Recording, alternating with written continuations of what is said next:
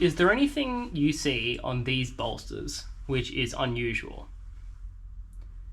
Or more to the point, is there anything on these bolsters which you'd usually see that you aren't seeing right now? This is a Bura.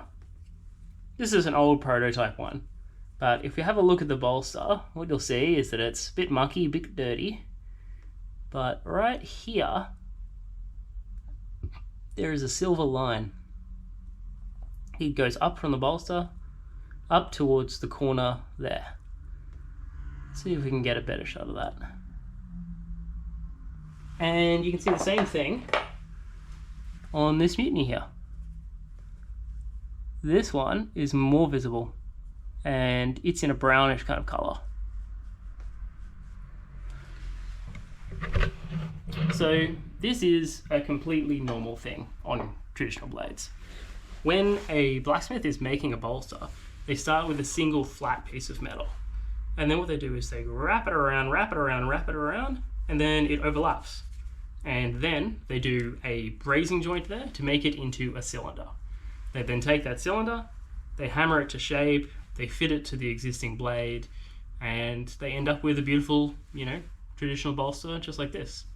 But what it does leave is a small line.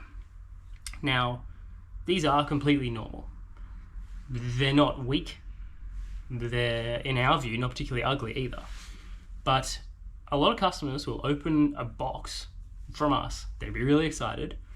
And the first thing they do is they look at the knife and they check for issues immediately before I start using it. Okay, is this something I need to return? Is there warranty issues? And their eyes will just catch onto this line.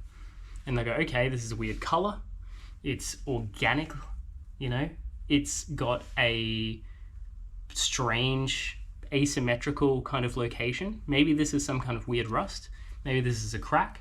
Maybe this is something like that. And we can talk to them about it, and we can explain, it's no biggie. This is completely normal.